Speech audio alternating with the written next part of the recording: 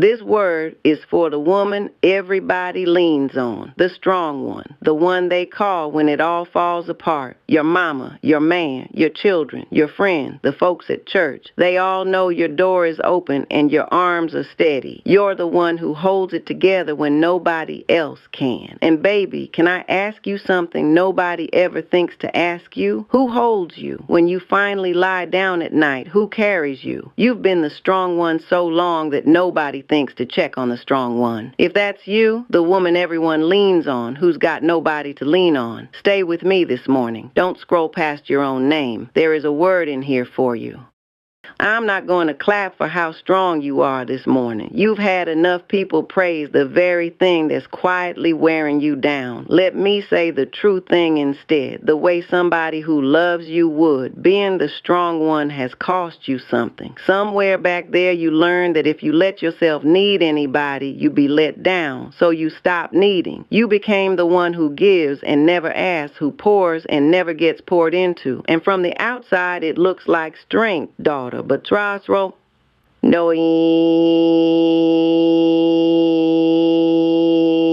the inside you are tired in a place that sleep doesn't reach. And hear me all the way down. If the strength has turned into a heaviness you carry completely alone, if you are running on empty and have been for a long time, this word is encouragement, but it is not a substitute for help. Please let a real and safe person hold some of this with you. A counselor, a doctor, your pastor. Leaning is not weakness, sis. It is the very thing you've been telling everybody else to do. Now hear this. God never once asked you to be the strong one. He asked you to be His. If the woman God is still making you could sit down across from you this morning, she would not be impressed by how much you carry. She would reach over and take some of it out of your hands. Here is what she'd tell you. She'd say, I remember being the strong one. I remember believing that if I ever set the weight down, everything I was holding up would come crashing. And I won't lie to you the way you've been lied to before. I'm not going to tell you that one day you wake up and everybody finally starts carrying you instead. That is not what happened. What happened is slower, and it is better than that. I stopped believing that my strength was the thing holding my whole world together. I found out whose arms were actually underneath it the whole time. And daughter, they were never mine. And here is where I won't sell you a fairy tale. God did not make me less weak. He didn't snatch the hard thing away so I could finally rest. He came and met me right inside the weakness I was so ashamed of, the empty place behind all that strength. And He put His own strength where mine had run all the way out. The day I stopped performing strong and let myself be held, that is the day I actually became strong. Not my kind, His kind. And there is one place in Scripture the woman God is making you goes back to every single time the weight gets too heavy to even name.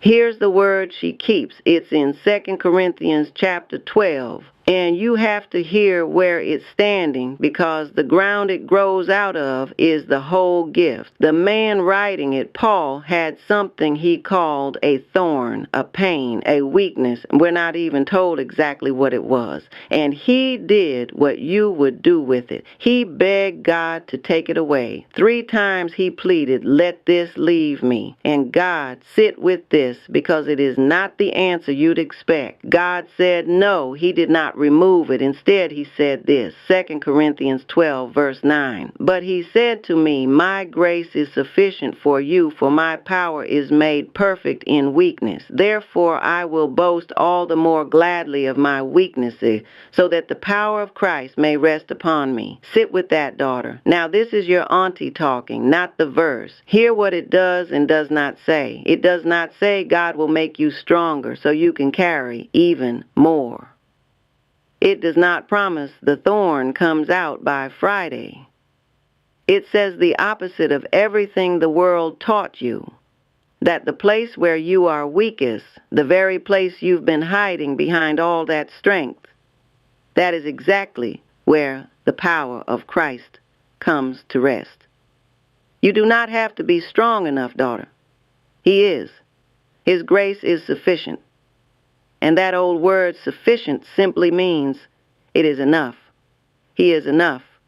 You are covered. So before you go back out there and be everybody's strong one, let's set something down on purpose. Put your hand right over your heart, over the place that's been holding the line for everyone but you, and say the thing you never let yourself say. Name the weakness, not in your head, out loud or down in your spirit if the house is still asleep. Say, God, here is the place I am not strong, and you name the real one, and I am not going to hide it from you today. Now breathe, daughter, slow, and say this part with me. His grace is enough for me, and His strength is made perfect right where I am weak. The woman God is making you already lives like that. She still gets leaned on, but she is not holding the whole world up alone anymore. She let herself be held. You are just catching up to her this morning. So here is your word sealed. You came in this morning as the strong one, the one who holds everyone and gets held by no one. Hear the truth sealed over it. You were never the one keeping it all from falling. His everlasting strength was underneath it the whole time, and it still is. Carry these 3 things into your day, daughter of the King. You do not have to be the strong one. You only have to be His.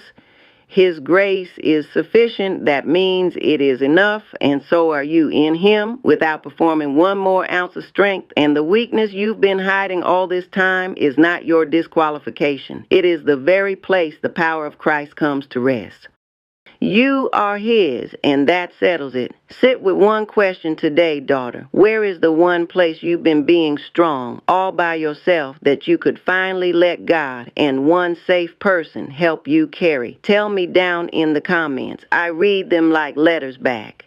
And come back tomorrow. For the woman who's been waiting so long on a prayer, she's almost stopped believing God still hears it. Come back for it, the way you'd come back to prayer.